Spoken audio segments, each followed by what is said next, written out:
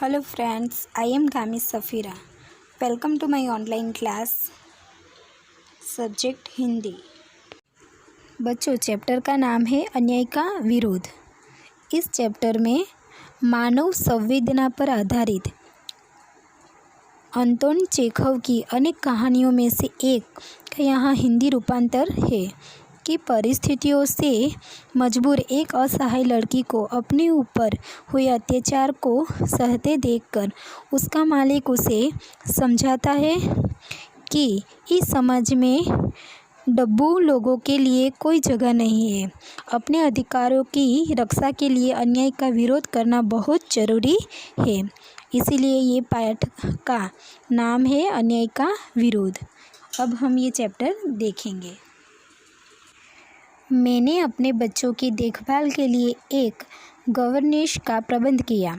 वह बड़ी ईमानदारी और मेहनत से दिन भर काम में लगी रहती, बच्चों का ध्यान रखती, प्रेम भाव से उन्हें अच्छी शिक्षा देती।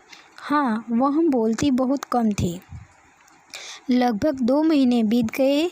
मैं बच्चों की ओर से निश्चित था कि और गवर्नेस जूलिया से पूरी तरह संतुष्ट। जूलिया को अभी तक तनख्वाह नहीं दी गई थी और न ही उससे उसकी मांग की थी। एक दिन मैंने जूलिया को अपने कमरे में बुलाया। कहा, बैठो जूलिया, मैं तुम्हारी तनख्वाह के बारे में बात करना चाहता हूँ। तुम्हें रुपये के पैसे की ज़रूरत होगी और जितना मैं तुम्हें समझ सकता हूँ, तुम स्वयं को अपने पैसे मांगोगी नहीं। हाँ, तो तुम्हारी तनख्वाह तय हुई थी 30 रूबल, ठीक है ना? यहाँ कि जूलिया लेखक के घर के बच्चों की गवर्नेस का काम करती थी, साथ ही वह घर के अन्य काम में भी बात बताती थी। वह बोलती बहुत कम थी, यहाँ तक कि उसने कभी अपना वेतन भी नहीं मांगा। लेखक उसकी ईमानदारी और मेहनत से बहुत प्रभावित थे। जूलिया 2 महीने से काम कर रही थी, पर अभी तक उसने अपना वेतन नहीं मांगा था। इसीलिए मालिक ने बोला कि जूलिया, तुम्हें पैसे की ज़रूरत तो होगी ना, और जितना मैं तुम्हें जानता हूँ कि तुम आगे से पैसा नहीं मांगोगी। तो हाँ, तुम्हारी तनख्वाह कितनी तय की गई थी? 30 रूबल। रूबल मीन्स रूसी मुद्रा, रशियन करेंसी को बोलते हैं रूबल। जी नहीं, 40 रूबल, जूलिया ने दबे स्वर में बोली। नहीं जूलिया, तुम भूल रही हो, तुमने 40 कहे रूबल थे, पर बात 30 की ही तय हुई थी। मैंने डायरी में नोट किया है। अच्छा, तो तुम्हें हमारे यहाँ काम करते 2 महीने हुए हैं? जी नहीं, 2 महीने और 5 दिन, वह कुछ संकोच से बोली। क्या कहती हो? मैंने तो डायरी में तारीख लिखी हुई है। 2 महीने के हुए 7 रूबल। लेकिन 7 तो वो तब बनेंगे जब तुमने पूरे 7 ही दिन काम किया हो। रविवार को तुम छुट्टी करती हो और सिर्फ शाम के समय कोलिया को घुमाने के लिए ले जाती हो। इसके अतिरिक्त तुम्हारे 3 छुट्टियां और भी है। क्या कहा मालिक ने कि तुमने तुम्हारा हिसाब कितना होता है? 7 रूबल होता है, और 7 तो तब हो गए जब तुम 7 दिन काम किया हो। रविवार को तुम छुट्टी करती हो और सिर्फ शाम के समय ही आती हो, और वहाँ तुम क्या करती हो? कोलिया को घुमाने के लिए ले जाती हो। अतिरिक्त तुम्हारी 3 छुट्टियाँ और भी है। ऐसा हिसाब मालिक ने किया। जूलिया का चेहरा पीला पड़ गया। वह अपनी फ्रॉक पर बार बार हाथ फेरती उसकी सलवटें दूर करने लगी, पर उसके मुंह से एक शब्द भी नहीं निकला। हाँ, तो 3 छुट्टियाँ और 9 रविवार हो गए, 12 दिन। उधर कोलिया 4 दिन तक बीमार था और तुमने सिर्फ वानिया को ही पढ़ाया।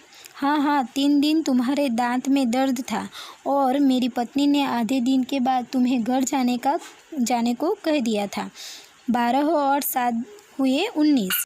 60 में से 19 दिन का घटाए तो उसे बचे 41, हुए 41 रूबल। क्यों, ठीक है ना?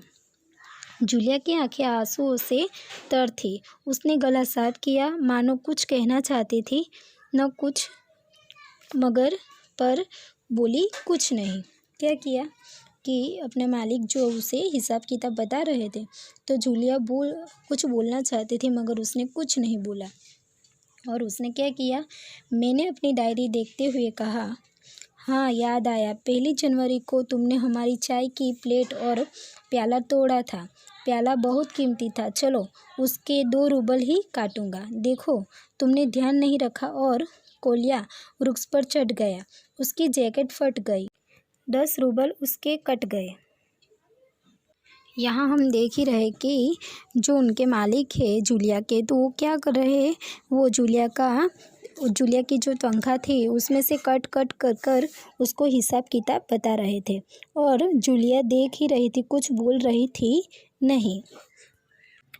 उन्होंने पहले तो कहा कि उसे केवल 30 रूबल पर रखा था, जबकि वास्तव में तनख्वाह 40 रूबल तय हुई थी। फिर उन्होंने उसकी छुट्टियों की तनख्वाह भी काट ली।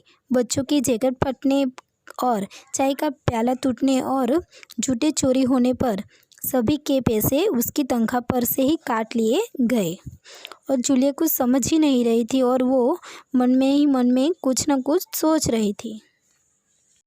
मैं कुछ देर रुका, फिर बोला, तुम्हारी लापरवाही के कारण वानिया के जूते चोरी हो गए।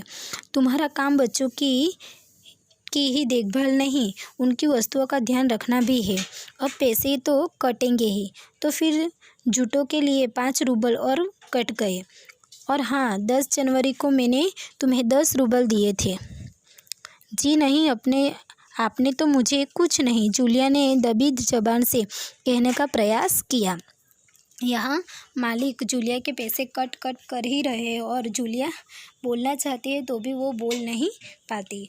और उनके जो बच्चों के क्या जूते चोरी हो गए, उनके पैसे भी वो जूलिया के तनख्वाह में से ही काट रहे हैं ना, तो भी जूलिया कुछ बोल ही नहीं पा रही है।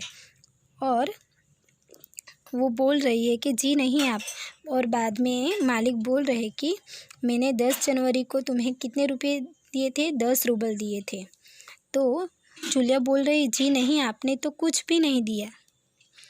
जूलिया ने दबी जबान से कहने का प्रयास किया।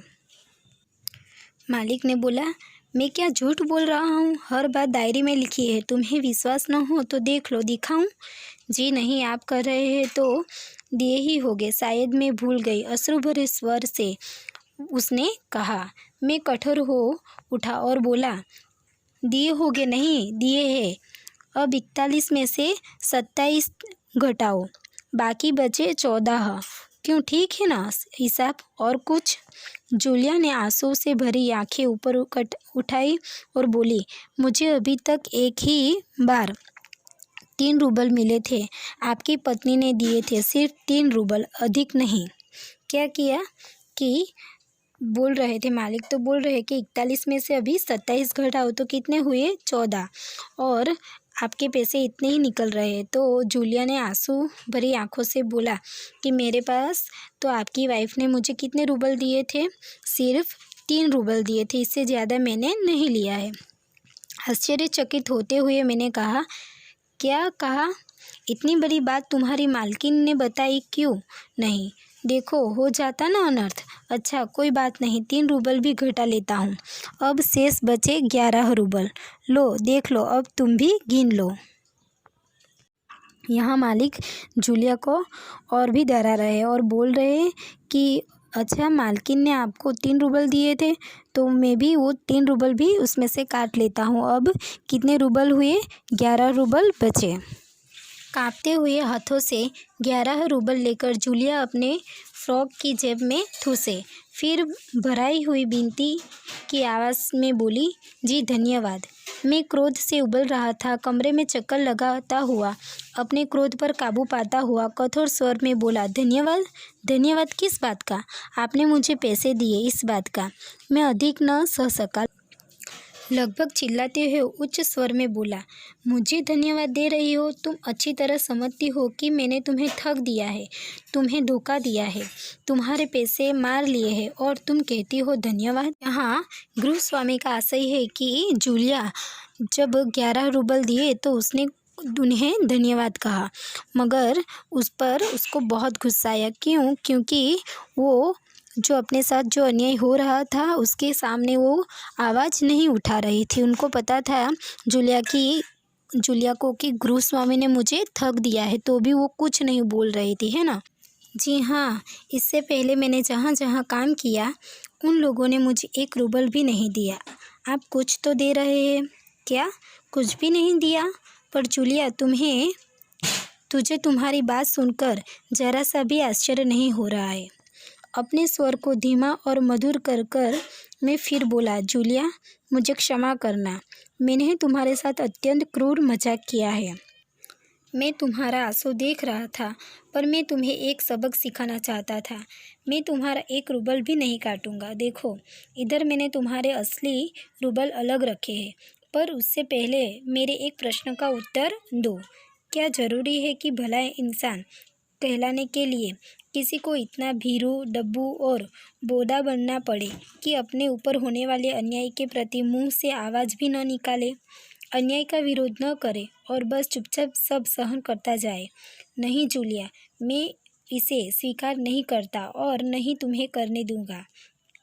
तुम चुप रहकर अन्याय को और अधिक अन्याय करने के लिए प्रोत्साहित कर रही हो।